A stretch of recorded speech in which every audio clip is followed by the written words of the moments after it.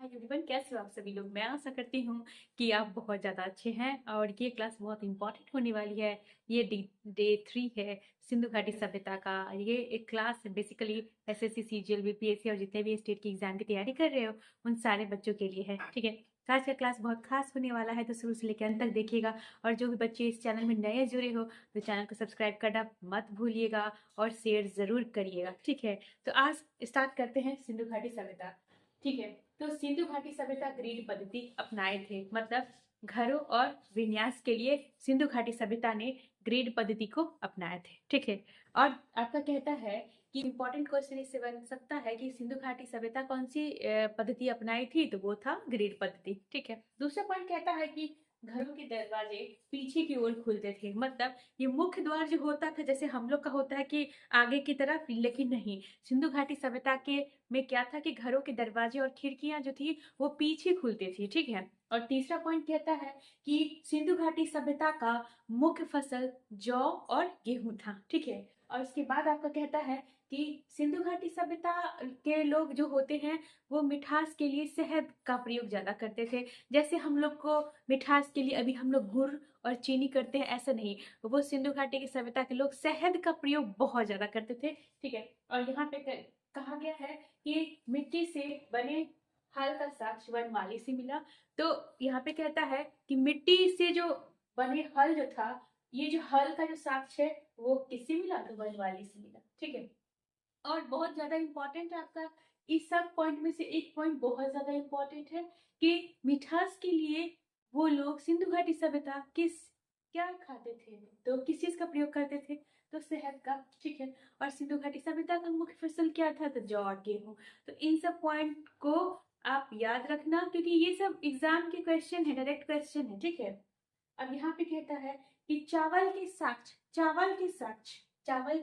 आपका कहता है रंगपुर और लोथल से मिले हैं। ठीक है, चावल के साक्ष्य रंगपुर और लोथल से मिले हैं। ठीक है, अब यहाँ पे एक चीज बहुत खास है कि घोड़े का अस्थि पंजर जो है आपका किससे मिला, कालीबंगन, सुतकोददा और लोथल से। ठीक है, मतलब घोड़े का अस्थि पंजर किससे मिला, कालीबंगन, सुतकोददा और लोथल। ठीक है, अब बहुत अच्छा एक चीज कहा गया है कि तिल की इकाई संभवतः 16 के अनुपात में थी। ठीक है, तो तिल की इकाई जो है संभवतः किसमें थी, 16 के इकाई में थी। ठीक है, अब यहाँ पे एक चीज बहुत ज्यादा है कि शिव पूजा और वृक्ष पूजा सिंधु घाटी सभ्यता में बहुत ज्यादा प्रचलित थी। ठीक है, और यहाँ पे क्या क्या कह रहा है, वृक्ष पूजा और शिव पूजा प्रचलन सिंधु घाटी सभ्यता में बहुत ज्यादा ही प्रचलित थी वो। ठीक है, और कहा गया है कि सिंधु सभ्यता जो थी मातृ सत्तात्मक थी। क्या था, मातृ सत्तात्मक, मतलब अभी का जो जनरेशन है वो पितृ सत्तात्मक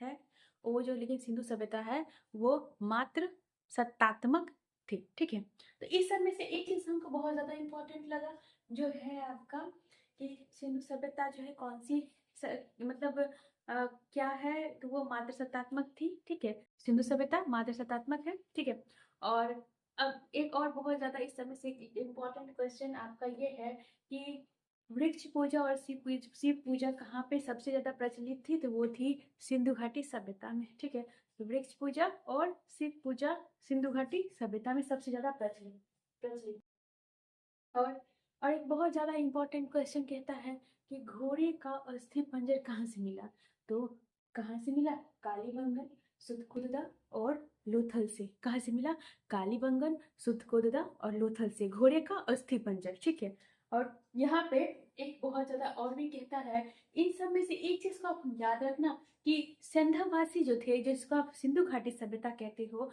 तो उसको क्या कहते हैं कि वो लोग जो है मिठास के लिए क्या उपयोग करते थे, शहद का प्रयोग करते थे। सिंधु घाटी सभ्यता मिठास के लिए शहद का प्रयोग करते थे, और कहता है कि सिंधु घाटी सभ्यता का जो मुख्य फसल था वो जौ और गेहूं था। क्या था, जौ और गेहूं था, और सिंधु सभ्यता जो है मातृ सत्तात्मक थी। क्या थी बाबू, मातृ सत्तात्मक। क्या थी, सिंधु सभ्यता मातृ सत्तात्मक थी, और सिंधु सभ्यता का मुख्य फसल जौ और गेहूं। ठीक है, और एक और बात है जो बहुत इंपॉर्टेंट है, वहां पे क्या कहता है कि घर के जो दरवाजे थे वो आगे नहीं पीछे की ओर खुलते थे, जैसे हो गया दरवाजे, जैसे हो गया खिड़कियाँ, तो वो पीछे की ओर खुलते थे, ठीक है। और सिंधु सभ्यता जो है ग्रीड पद्धति अपनाए थे। कौन सा पद्धति? ग्रीड पद्धति अपनाई थी, ठीक है। अब यहाँ पे चीज बहुत खास कह रहा है कि घोड़े का अस्थि पंजर कालीबंगन, सुतकोददा और लोथल से मिले, ठीक है। और ये सब में से क्या आपके एग्जाम में क्वेश्चन रहेंगे कि एमसीक्यू बनेंगे, एमसीक्यू लाइक कि चावल के साक्ष्य कहाँ मिले, तो मतलब रंगपुर और लोथल दे देगा पहला ऑप्शन, या कालीबंगन सुतकोददा देगा, मिक्सअप करके देगा। लेकिन आपको एक एक चीज़ को बहुत ही अच्छे तरीके से याद करना है और सेल्फ नोट प्रिपेयर करना है, ठीक है। क्योंकि एक एक चीज़ आपके सिलेक्शन के लिए बहुत मायने रखता है, एक नंबर बहुत मायने रखता है, ठीक है। एक एक नंबर बहुत मायने रखता है, इसके लिए आपको अच्छे से पढ़ना है। और जितने भी क्लासेस मैंने यहाँ पे अपलोड किए हैं, आप लोग जाके उस क्लास को जाके वहाँ पे जाके पढ़ाई करिए और दोस्तों तक इसको शेयर करना मत भूलिए। बस इतना ही रहने देते हैं। और क्या कहेंगे कि आप जितने भी क्वेश्चन, जितने भी टॉपिक मैंने आज कराए हैं, आप जाके एमसीक्यू ऑनलाइन टेस्ट दो, ठीक है। ऑनलाइन टेस्ट दीजिएगा, एनालिसिस कीजिए, रोज़ रोज़ रोज़ रोज़ ऑनलाइन टेस्ट दीजिए, रिकॉल करते रहिए, रिमाइंड खुद को करवाइए, खुद को रिमाइंड करवाना बहुत ज़रूरी है। और एक बहुत इंपॉर्टेंट बात कि आज के लिए इतना ही रहने देते हैं और मिलते हैं कल के नेक्स्ट क्लास में कुछ इसी के आगे वाले टॉपिक के साथ मिलते हैं, ठीक है। तब तक के लिए थैंक यू एंड जय भीम, जय अम्बेडकर साहब जी, जय हो।